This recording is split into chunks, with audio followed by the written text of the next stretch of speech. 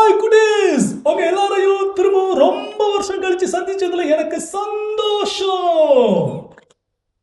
Hello நான் இங்க ஒருத்தி இருக்கேன். எங்கடா சத்தம் கேக்குது? லெஃப்ட். எங்கயா? லெஃப்ட். ஓ, இங்க இருக்கியா நீ? ஆமா ஆமா, என்கிட்ட சொன்னாங்க ஒரு குட்டி பாப்பா அவன் கூட சேர்ந்து ஆங்கரிங் பண்ண வருதுன்னு. நான் தான் மறந்தே போயிட்டேன். நீதானா அது? ஆமா. ஓகே, உன் பேர் என்ன? லிஃபானியா. ஓ, லிஃபானியாவா உன் பேரு? ஓகே ஓகே லிஃபானியா, எப்படி ஃபீல் பண்ற? ஹாப்பியா இருக்கியா? எவ்வளோ இவ்ளோ ஹாப்பியா இருக்கியா? என் கூட சேர்ந்து ஆங்கரிங் பண்றதெல்லாம் உனக்கு ஹாப்பியா இருக்கு? Yes I do. Thank you. Okay லிஃபானியா, நீ சொல்லு, இன்னைக்கு நம்ம ஷோல ஃபர்ஸ்ட் நம்ம என்ன தெரிஞ்சுக்க போறோம்? சாங். ஓ, நீ பாட போறியா? ஆஹா. அப்ப நான் பாடட்டுமா? கார்ல இருந்து ரத்தமே வரும், நீ பாடுனா. நான் என்ன ஃப்ரெண்ட் நினைச்சா நீ என்னை ரொம்ப ஓட்டுற. நான் கோவமா போறேன். போய்தான் சொன்னேனே. ஓ, பொய் சொன்னியா? நான் உண்மைன்னு நினைச்சிட்டேன். Thank you. அப்ப நம்ம ஷோல ஃபர்ஸ்ட் பாடல் என்னன்னு பார்த்துட்டு வந்துடலாமா? பார்க்கலாம்.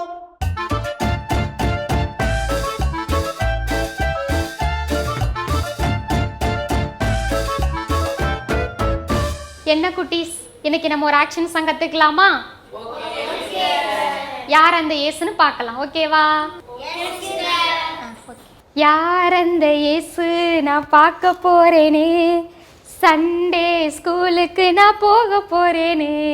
யார் அந்த இயேசு நான் பார்க்க போறேனே, சண்டே ஸ்கூலுக்கு நான் போக போறேனே. யார் அந்த இயேசு நான் பார்க்க போறேனே, சண்டே ஸ்கூலுக்கு நான் போக போறேனே. யார் அந்த இயேசு நான் பார்க்க போறேனே, சண்டே ஸ்கூலுக்கு நான் போக போறேனே. இயேசுவோட செல்ல பிள்ளை நானே, மோட்சலோகம் நானு போக போறேனே. இயேசுவோட செல்ல பிள்ளை நானே, மோட்சலோகம் நானு போக போறேனே. இயேசுவோட செல்ல பிள்ளை நானே, மோட்சலோகம் நானு போக போறேனே. இயேசுவோட செல்ல பிள்ளை நானே, மோட்சலோகம் நானு போக போறேனே. நீயும் வாரியா என் கூட வாரியா, நீயும் வாரியா என் கூட வாரியா, நீயும் வாரியா என் கூட வாரியா, நீயும் வாரியா என் கூட வாரியா. யார் அந்த இயேசு நான் பார்க்க போறேனே, சண்டே ஸ்கூலுக்கு நான் போக போறேனே. யார் அந்த இயேசு நான் பார்க்க போறேனே, சண்டே ஸ்கூலுக்கு நான் போக போறேனே. யார் அந்த இயேசு நான் பார்க்க போறேனே, சண்டே ஸ்கூலுக்கு நான் போக போறேனே.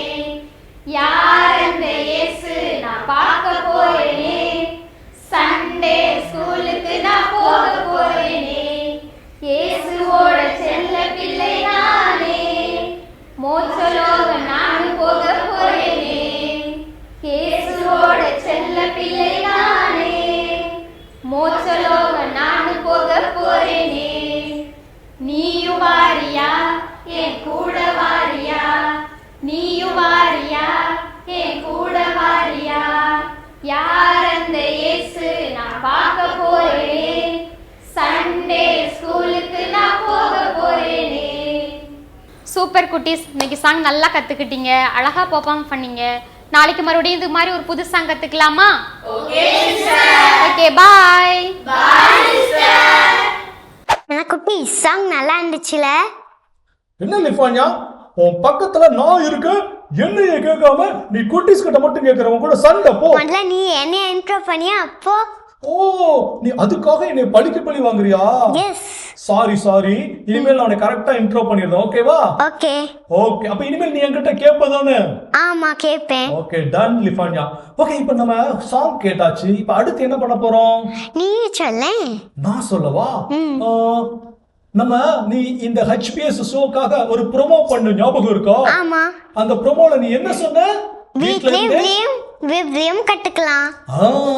வீட்ல இருந்து விவிலியம் கத்துக்கலாம். இப்ப நம்ம வீட்ல இருந்தபடியே குட்டீஸ்க்கு விவிலியம் கத்து கொடுக்க போறோம். நீ ரெடியா? நான் ரெடி. சோ நீயும் ரெடி, நானும் ரெடி, நம்ம குட்டீஸும் ரெடி.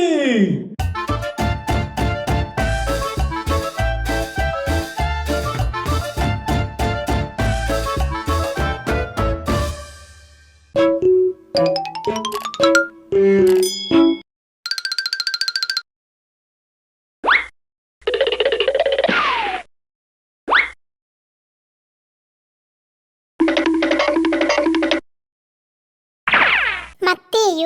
அதிகாரம் 13 இறை வார்த்தைகள் 1 முதல் 9 முடிய. இயேசு வீட்டிற்கு வெளியே சென்று கடலோரத்தில் அமர்ந்தார். மக்கள் பெருந்திரளாய் அவரிடம் ஒன்று கூடி வந்தனர். ஆகவே அவர் படகில் ஏறி அமர்ந்தார். திரண்டிருந்த மக்கள் அனைவரும் கடற்கரையில் நின்று கொண்டிருந்தனர். அவர் உவமைகள் வாயிலாக பலவற்றை குறித்து அவர்களோடு பேசினார். விதைப்பவர் ஒருவர் விதைக்க சென்றார். அவர் விதைக்கும் பொழுது சில விதைகள் வழியோரம் விழுந்தன. பறவைகள் வந்து அவற்றை விழுங்கிவிட்டன. வேறு சில விதைகள் மிகுதியாக மண் இல்லா பாறை பகுதிகளில் விழுந்தன. அங்கே மண் ஆழமாக இல்லாததால் அவை விரைவில் முளைத்தன. ஆனால் கதிரவன் மேலே எழ அவை காய்ந்து வேறில்லாமையால் கருகி போயின. மற்றும் சில விதைகள் முட்செடிகளின் இடையே விழுந்தன. முட்செடிகள் வளர்ந்து அவற்றை நெருக்கிவிட்டன. ஆனால் இன்னும் சில விதைகள் நல்ல நிலத்தில் விழுந்தன.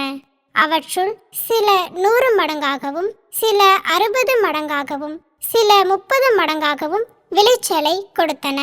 கேட்க செவியுள்ளோர் கேட்கட்டும் என்றார். ஹாய் குட்டீஸ், வீட்டில் விவிலிய பள்ளிக்கு வந்திருக்கிறீங்க. உங்களை அன்போடு அழைக்கிறேன். ஆண்டவர் இயேசு விதைப்பவன் உவமை சொல்லுகிறார். அந்த விதைப்பவன் உவமையில் விதைப்பவன் விதைகளை எடுத்துக்கொண்டு விதைக்கிறான். அந்த கதை நம்ம நிறைய பேர் கேட்டிருக்கிறோம். நீங்கள் விதையை பார்த்துருக்கிறீங்களா? ரொம்ப தூரம் போக தேவையில்லை. வீட்டில் அம்மாட்ட போய் கிச்சனில் போய் கேளுங்க. கடுகு கொடுப்பாங்க.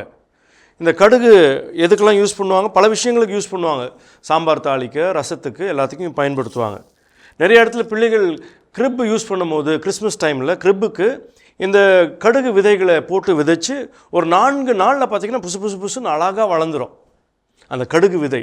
அப்போ அந்த ஒவ்வொரு விதையிலும் அவ்வளவு சக்தி இருக்குது, அவ்வளவு ஆற்றல் இருக்குது, அவ்வளோ எனர்ஜி இருக்குது, அவ்வளோ பொட்டென்சி இருக்குது. இது ஆண்டவர் நமக்கு என்ன செய்தி சொல்கிறாரு? நீங்களும் நானும் இப்படி ஒரு விதையை போல ஒரு விதைக்குள்ளே அவ்வளவு விருட்சியமாகிறதுக்கான ஆற்றல் சக்தி இருக்குதோ அதே போல் உங்களுக்கும் எனக்கும் ஆண்டவர் அந்த சக்தியை கொடுத்துருக்கிறார். அந்த சக்தியை நம்ம சும்மா வைக்கலாமா? சும்மா வைக்கக்கூடாது, அதை பயன்படுத்தணும். அதனால்தான் ஒரு விபிஎஸ்சில் நாங்கள் சொல்லிக் கொடுத்த ஒரு பாட்டு, சும்மா இருக்கலாமா சோம்பேறியா நாம, சும்மா இருக்கலாமா சோம்பேறியா நாம, இயேசு சொன்ன வார்த்தைகளை எல்லாத்துக்கும் சொல்லாம, இயேசு சொன்ன வார்த்தைகளை எல்லாத்துக்கும் சொல்லாம, சும்மா இருக்கலாமா சோம்பேறியா நாம. இந்த விதை சும்மா இருக்காது. மண்ணில் போட்ட உடனே அது மண்ணுக்குள்ளே இன்ட்ராக்ட் பண்ணி மண்ணோடு மண்ணாகி அது அப்படியே வளர்ந்து அழகாக மாறும். உலகத்தில் பிறந்திருக்கிற ஒருத்தருக்கும் கடவுள் ஒரு அழைப்பை கொடுத்துருக்கிறார், ஒரு ஆற்றலை கொடுத்துருக்கிறார். அந்த ஆற்றலை வெளிக்கொணர்வது தான் நம்முடைய தலையாய கடன். அதுக்கு நம்ம அம்மா, அப்பா, ஆசிரியர்கள், சகோதரன், சகோதரி, சமூகம், பங்கு, மறைக்கல்வி இதெல்லாம் நமக்கு கூட ஒத்துழைக்கிறவங்க. எப்படி மண், தண்ணி, வெயில் இதெல்லாம் தேவைப்படுகிறதோ அந்த விதை வளர்வதற்கு இவங்க எல்லாம் நமக்கு சுற்றி இருந்து நமக்கு சக்தியை தருகிறாங்க. ஒரு தோட்ட வேலை செய்கிற ஆர்வமாக இருக்கிறவங்க கை அழுக்காகணும்னு கவலைப்படலாமா? நீச்சல் கற்றுக்கணுன்னு ஆசைப்படுறவங்க ஈரமாயிடும்னு கவலைப்படலாமா? சைக்கிள் ஓட்டணும்னு விரும்புகிறவங்க கீழே விழக்கூடாதுன்னு கவலைப்படலாமா? இல்லை, கீழே விழுவணும், கை மண் அழுக்காகணும், உடம்பு ஈரமாகணும். அப்போ நீங்கள் நல்லா பெரிய ஒரு ஆளாக நல்லா வளரணும் அப்படின்னு சொன்னால் நீங்கள் மண்ணோடு கீழே விழுந்து எழுந்து ஆற்றலை கொண்டு வருவதற்கு இதெல்லாம் உறுதுணையாக இருக்கும். அதான் சொல்கிறாங்க, what I am is God's gift to me and what I become is my gift to God. நான் என்னவா இருக்கிறேனோ அது கடவுள் எனக்கு கொடுத்த கொடை. நான் என்னவா மாறுறேனோ, பிகமிங், இன்னும் சிறப்பாக நான் வளர வளர வளர என்னுடைய ஆற்றல்களை பெருக்கிக் கொண்டே வர வேண்டும். அப்போ தான் 100 60 நான் பலன் தர முடியும். அப்போது இன்றைக்கு உங்களுக்கும் எனக்கும் ஆண்டவர் சொல்கிற இந்த விதைப்பவன் ஓமை கதையுடைய சாரம் என்ன? அந்த விதையை போல உள்ளே இருக்கிற ஆற்றலை எல்லாம் கொண்டு வர வேண்டும். நம்முடைய திறமைகள், சக்தி, பலம் எல்லாவற்றையும் வெளிக்கொணர வேண்டும். அதற்கான அழைப்பு இருக்குது. நீங்கள் தயாராக இருங்க. நாளைக்கும் இன்னொரு ஓமையில் உங்களை சந்திப்போம். Good bye. God bless you. Wow குட்டீஸ், ரொம்ப ரொம்ப சூப்பரா இருந்துச்சு இன்னைக்கான பைபிள் விளக்கம். விதைப்போர் ஓமை கேட்டோம் இல்லையா? ஆமா. அதுல நம்ம எந்த இடத்துல விழுந்த விதையா இருக்கணும்? Correct place. Yes, correct place. சரியான நிலத்துல நல்ல நிலத்துல விழுந்த விதையா இருந்தா தான் நாம எப்படி இருக்க முடியும்? நல்ல பிள்ளைங்களா இருக்க முடியும். கரெக்டா சொன்ன லிபான்யா. Super super. அப்ப உனக்கு பிடிச்சிருந்ததுன்னா கண்டிப்பா நம்ம குட்டீஸ்க்கும் பிடிச்சிருக்கும். ஓகே லிபான்யா, இப்ப நம்ம ஷோல அடுத்து நம்ம என்ன பண்ண போறோம்? கேம் விளையாட போறோம். ஓ, இப்ப நான் ஓடி போய் ஒளிஞ்சுக்கிறேன். இந்த மாதிரி கேம் இல்ல, அப்புறம் டிவில விளையாட ஓ, கேம். டிவில விளையாடுற கேமா? அது எப்படி இருக்குன்னு பார்க்கலாமா? பார்க்கலாம். பார்க்கலாம்.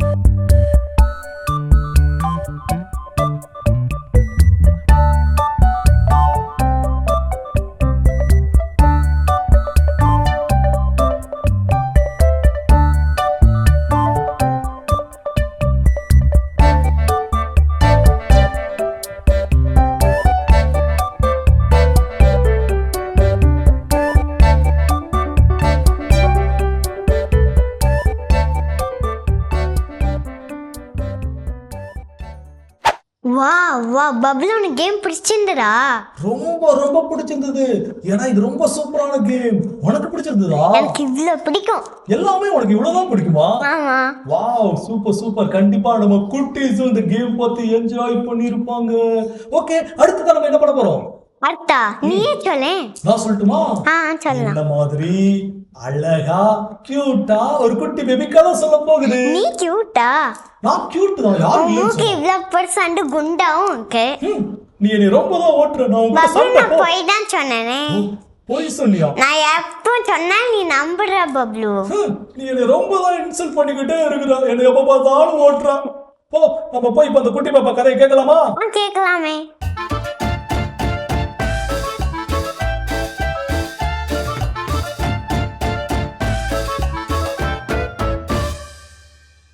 வாங்க வாங்க வாங்க செல்லுங்களா, உங்க எல்லாரையும் HBSல சந்திச்சது எனக்கு ரொம்ப சந்தோஷமா இருக்குது.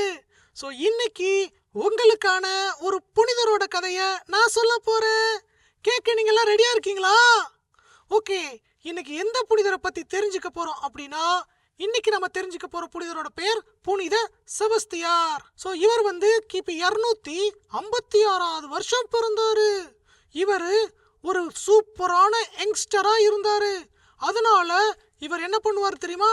டெய்லி எக்ஸசைஸ்லாம் பண்ணி உடம்ப நல்லா கட்டுக்கோப்பா வச்சிருந்து அந்த நாட்டினுடைய அரசாங்கத்துல ஒரு படை வீரரா என்ன பண்ணாருன்னா வேலை பார்த்தாரு. அப்போ அந்த நாட்டோடைய அரசன் என்ன பண்ணான் தெரியுமா? ரோமை அரசனுக்கு கிறிஸ்தவர்களை கண்டாலே பிடிக்கவே பிடிக்காது.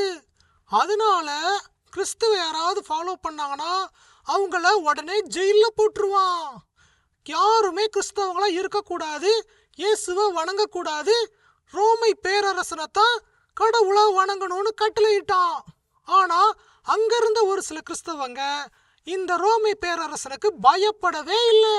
அவங்க இயேசு கிறிஸ்து தான் மெய்யான உண்மையான கடவுள்னு சொல்லி அவங்களும் ஃபாலோ பண்ணாங்க. அப்போ மார்க்கஸ், மார்சலின் அப்படின்னு 2 அண்ணன் தம்பிங்க இருந்தாங்க. அவங்க ரோமை பேரரசனை வணங்காம இயேசு கிறிஸ்துவ வணங்கினதுனால அந்த அரசன் என்ன பண்ணான் தெரியுமா? அந்த 2 பேரையும் தூக்கி ஜெயில போட்டுட்டான். அப்போ ஜெயில்ல அந்த 2 பேரோட அப்பா அம்மா அந்த பசங்களை பார்க்க வந்தாங்க. நீங்க இயேசுவை மறுதலிச்சிருங்க, அப்பந்தான் இந்த ரோமை பேரரசன் உங்களை வெளியே ரிலீஸ் பண்ணுவான் அப்படின்னு சொன்னாங்க. அப்போ அந்த இடத்துல வந்த செபஸ்தியாரு அவங்களோட அப்பா அம்மா கிட்ட பேசினாரு. என்ன சொன்னாரு தெரியுமா? நீங்க வருத்தப்படாதீங்க, இயேசு கிறிஸ்துவுக்காக இப்ப பாடுகள் பட்டா பின்னாடி ரொம்ப சந்தோஷமா இருக்கலாம், அதனால கவலைப்படாதீங்க, இயேசு உங்க மகன்களை கைவிட மாட்டார்னு சொன்னாங்க. இதனால அந்த பசங்க, அதாவது யாரு 2 அண்ணன் தம்பிங்க, மார்க்கஸ், இன்னொருத்தர் பேர் என்ன சொன்னேன், மார்சலின், அவங்க 2 பேருமே ரொம்ப தைரியமா இருந்தாங்க. அதோட அவங்க அப்பா அம்மாவும் ரொம்ப தைரியமா இருந்தாங்க. இப்படியே நாட்கள் போயிட்டு இருந்துச்சா. அப்போ ரோமை படையில இருந்த ஒரு படை தளபதிக்கு செபஸ்தியாரை கண்டாலே பிடிக்கவே பிடிக்காது. நிறைய தடவை அரசர்கிட்ட போய் செபஸ்தியாரை பத்தி இல்லாதது பொல்லாததெல்லாம் சொன்னாரு. ஆனா அரசர் அதை நம்பவே இல்லை. அப்போ ஒரு நாள் இந்த படை தளபதி செபஸ்தியாருக்கு எதிராக நிறைய ஆதாரங்களை திரட்டி அவரை என்ன பண்ணாருன்னா அரசர் முன்னாடி கொண்டு போய் நிறுத்தினாரு. அரசருக்கு உண்மை தெரிஞ்சு போச்சு. செபஸ்தியார் அரசருக்கு தெரியாம நிறைய கிறிஸ்தவ மக்களுக்கு உதவுறாரு, அதனால அவரும் இயேசுவை தான் பின்பற்றுறாருன்னு அரசருக்கு தெரிஞ்சதுனால செபஸ்தியார அம்பு எய்து கொல்றதுக்கு கட்டளையிட்டாரு. இந்த படை தளபதியே எல்லா வேலையும் முன்னாடி நின்று பண்ணான் தெரியுமா? அவன் புனித செபஸ்தியார எப்படியாவது அம்பு எய்து கொன்றணும் அப்படின்னு சொல்லி எல்லா வேலையும் பார்த்து அந்த அம்பு எய்துறதுக்கு பிராக்டிஸ் பண்ண நிறைய வில் வீரர்களெல்லாம் வர வச்சு செபஸ்தியார ஒரு மரத்துல கட்டி அங்க இருந்து என்ன பண்ணான் தெரியுமா? அம்பு எய்தான். ஆனா அந்த அம்புகள் எல்லாம் என்ன ஆகி போச்சு, செபஸ்தியார் மேல பாஞ்சு ஒரு குறிப்பிட்ட நேரத்துல செபஸ்தியார் செத்துட்டாரு, இறந்து போயிட்டாருன்னு நினைச்சு அந்த படை தளபதியும் அவன் கூட இருந்த வீரர்களும் அங்க இருந்து போயிட்டாங்க. அப்போ ரொம்ப நேரம் கழிச்சு செபஸ்தியாரோட உடலை அடக்கம் பண்ணணும்னு சொல்லி புனித ஐரின் என்ன பண்ணாங்க தெரியுமா? அந்த உடலை போய் அந்த மரத்துல இருந்து கெட்டி வச்சிருந்தாங்கல்ல, அதை அவுத்து செபஸ்தியாரோட உடலை அடக்கம் பண்றதுக்காக எடுத்துட்டு போலான்னு கிட்ட வந்தாங்க. வந்து பார்த்தா செபஸ்தியார் அங்க குத்துயிரும் கொலை உயிருமா இருந்தாரு. அவர்கிட்ட இருந்து உயிர் போகவே இல்லை. உடனே ஐரின் என்ன பண்ணாங்க தெரியுமா? அந்த செபஸ்தியார் அங்க இருந்து அவங்க வீட்டுக்கு கூட்டிட்டு போய் யாருக்குமே தெரியாம ரொம்ப ரொம்ப சீக்கிரட்டா அவருக்கு மெடிக்கல் ட்ரீட்மெண்ட் பண்ணாங்க. அப்படி பண்ணதுக்கு அப்புறம் செபஸ்தியார் கொஞ்ச நாள்ல சரியாயிட்டாரு. திரும்பவும் அவர் என்ன பண்ணாரு தெரியுமா? நற்செய்தி அறிவிக்க வந்தாரு. இதை பார்த்த அந்த படை தளபதியும் அரசனும், ஐயோ இன்னும் செபஸ்தியார் சாகலையா, அப்ப அவரை கொன்னே தீரணும்னு சொல்லி திரும்பவும் அவரை அரெஸ்ட் பண்ணாங்க. திரும்பவும் ஜெயிலில் போட்டாங்க. திரும்பவும் அவரை என்ன பண்ணாங்க தெரியுமா? மரத்தில் கட்டி வச்சு அம்பு எய்து கொல்றதுக்கு ஆணையிட்டாங்க. இந்த முறை தான் செபஸ்தியார் கிறிஸ்துவுக்காக வீர மரணம் அடைஞ்சாரு. அதனால தான் இன்னமும் நாம் அவரை என்ன பண்றோம்? புனிதரா கொண்டாடிட்டு இருக்கிறோம். ஸோ நாமளும் புனிதரா இருக்கணும் அப்படின்னா இயேசு கிறிஸ்துவுக்காக என்ன பிரச்சனை வந்தாலும் எதிர்கொள்ள தயாரா இருக்கணும். ஓகே குட்டீஸ்? ஓகே சொல்லுங்களா? இதே மாதிரி நாளைக்கு வேற ஒரு புனிதரோட கதையோட உங்களை வந்து பார்க்குறேன். Tata, bye by. வாவ், அந்த குட்டி பாப்பா எவ்வளவு அழகா கதை சொல்லுச்சு பாத்தியா? ஆமா பாட்டனே. எனக்கு அந்த கதை ரொம்ப பிடிச்சிருந்தது. நீ நிறைய கதை சொல்லுவியா லிஃபான்யா? ஆமா. அப்ப எனக்கு கொஞ்சம் கதை சொல்லி தரியா நீ? ஆ. நீ சொல்லித்தர கதையே நானும் சொன்ன மாதிரி நோ சொல்லி. நோ நோ, நானே சொல்லி நானே கிளாப் வாங்கிக்கிறேன். என்னை இதை பொண்ணு பேசவே விட மாட்டேங்க. எல்லாத்தையும் இவளே சொல்லிருந்தப்போ அவங்களோட சண்டை. சிரிக்கிறியா? சரி, ஓகே. நம்ம ஷோவோட எண்டுக்கு வந்துட்டோம். Okay okay. நம்ம இப்போ ஒரு ப்ரேயர் பண்ணி இந்த ஷோவை ஃபினிஷ் பண்ணணும். இன்னைக்கு நீ ப்ரேயர் பண்றியா? ஆ. Okay, ready. எல்லாரும் கையை கும்பிட்டு கண்ணை மூடிக்கோங்க. அம்புலி இயேசுவே எங்களுக்கு துணையா இருங்க. ஆமென். ஆமென். வாவ், ஷார்ட் அண்ட் ஸ்வீட்டா சூப்பரா பிரேயர் சொன்ன லிஃபான்யா. குட். ஓகே ஃப்ரெண்ட்ஸ், இன்னைக்கு ஷோ உங்களுக்கு ரொம்ப பிடிச்சிருக்குன்னு நாங்க நம்புறோம். மீண்டும் நாளைக்கு உங்களை வந்து சந்திக்கிறோம். Tata, bye bye from Bablu. Bye from லிஃபானியா. இயேசுவுக்கே புகழ். மரியே வாழ்க.